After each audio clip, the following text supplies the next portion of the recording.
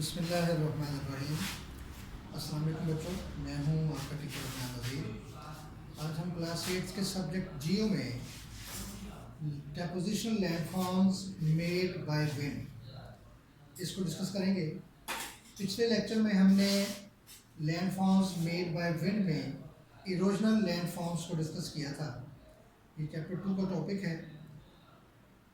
نیچے آپ دیکھ رہے ہیں کہ ایک ڈائیگرام بھی بنا ہوا ہے جس کے اندر وہ لینڈ فارمز جو کہ ہوا کی ڈیپوزیشن کی وجہ سے کریٹ ہوتے ہیں وہ میں نے بنائے ہوئے ہیں۔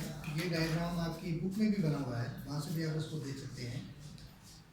تو ہوا کے ڈیپوزیشن لینڈ فارمز جو ہیں وہ 5 طرح کے ہوتے ہیں۔ Number 1 longitudinal dunes, number 2 transverse dunes, number 3 crescent shape dunes یا اس کو بارکنز بھی بولتے ہیں، نمبر 4 سٹار شیپ ڈیونز اور نمبر 5 کوسٹل ڈیونز۔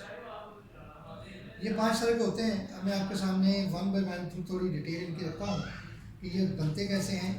جیسے لانگیٹیوڈنل ڈیونز جو ہیں ان کی جو پہلی شکل و صورت ہوتی ہے وہ یہ ہوتی ہے کہ یہ لمبی لمبی دھیریوں کی شکل میں ہوتے ہیں اور ان کی ڈائریکشن جو ہے وہ عام طور پر ہوا کی ڈائریکشن کے ساتھ ہوتی ہے، یعنی جس طرف کو ہوا چل رہی ہوتی ہے اسی طرف کو ان ڈیونز کا لمبائی کا رخ ہوتا ہے، اور ان کی جو ہائٹ ہے وہ اگرچہ کچھ فیٹ تک ہو سکتی ہے مگر ان کی لمبائی جو ہے وہ کئی کلومیٹر تک ہو سکتی ہے۔ اس کے بعد جو دوسرا لینڈ فارم ہے وہ ہے ٹرانسورس لینڈ فارمز یا ٹرانسورس ڈیونز۔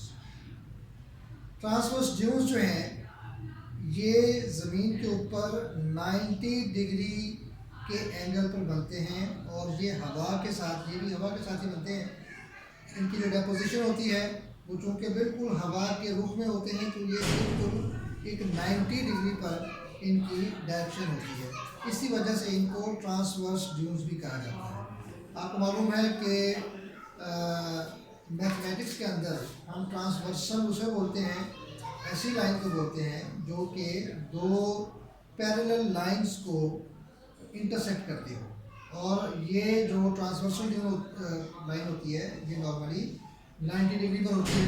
تو چونکہ یہ بننے والے ڈیونز بھی ہوا کے رخ کے ساتھ 90 ڈگری پر ہوتے ہیں اس لیے ان کو ٹرانسورس ڈیونز کہا جاتا ہے، اور یہ لہروں کی شکل میں پائے جاتے ہیں کسی بھی صحرائی علاقے کے اندر، یعنی یہ بہت سارے ہوتے ہیں اور دور تک دیکھنے سے ایسا لگتا ہے جیسے کہ پانی کی لہریں اٹھ رہی ہیں۔ نمبر 3 ہے کریسنٹ شیپ ڈیونز یا بارکنز۔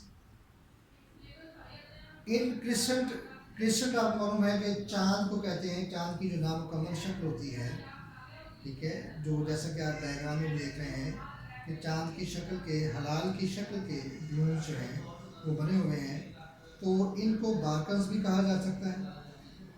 ان کریسنٹ کے جو کنارے ہیں وہ ظاہر کرتے ہیں کہ ہوا کا رخ کیا تھا، اور ہوا کے رخ کے سامنے اس کا جو حصہ ہوتا ہے اس کی سلوپ جو ہے وہ جینٹل ہوتی ہے، یعنی ایک دم سے اونچی نہیں ہو جاتی، وہ آہستہ آہستہ گریجولی اونچی ہوتی جاتی ہے، جبکہ اس کی جو مخالف سمت ہے وہ بہت زیادہ اسٹیپ ہوتی ہے، یعنی اس کو اونچائی سے ایک دم نیچے کی طرف سیدھی کھڑی ہوتی ہے، اس میں سلوپ جو ہے وہ برائے نام ہوتی ہے۔ اس کے بعد آپ دیکھ رہے ہیں کہ کریسنٹ شیپ کے بعد درمیان میں یہ سٹار بنا ہوا ہے، ان کو ہم سٹار شیپ ڈیونز کہتے ہیں۔ یہ اس وقت بنتے ہیں کہ جب کسی صحرائی علاقے میں چلنے والی ہوا اپنا رخ بار بار تبدیل کر رہی ہوتی ہے، چونکہ جب ہوا چلتی ہے اور ریت کے ذرات ہوا کے ساتھ اڑتے ہیں اور ہوا کے ٹھہرنے سے وہ ریت کے ذرات وہیں پر ڈھیر ہو جاتے ہیں، ڈیپوزیشن ہو جاتی ہے ان کی، تو جب ہوا بار بار چلتی ہے اور اپنا رخ بدلتی ہے تو ظاہری بات ہے کہ کوئی بھی چیز ہو اس کو اپنا رخ بدلنے کے لیے چاہے ایک لمحے کے 1000ویں حصے کے لیے رکنا پڑے تو اس کو رکنا پڑتا ہے اور پھر ہی اس کی ڈائریکشن چینج ہوتی ہے۔ تو یوں ہی جب ہوا چلتے ہوئے اپنا رخ بدلنے کے لیے کسی لمحے کے کسی حصے میں رکتی ہے تو اس کے ساتھ جو ریت کے ذرات اڑ رہے ہوتے ہیں وہ وہاں پر ڈپازٹ ہو جاتے ہیں۔ یوں ہوا کے رخ ڈائریکشن کے بار بار چینج ہونے سے جو ریت کے ذرات کی ڈیپوزیشن ہوتی ہے اس کی وجہ سے جو لینڈ فارم کریٹ ہوتی ہے وہ آلموسٹ ایک سٹار کی سی شیپ میں ہوتی ہے۔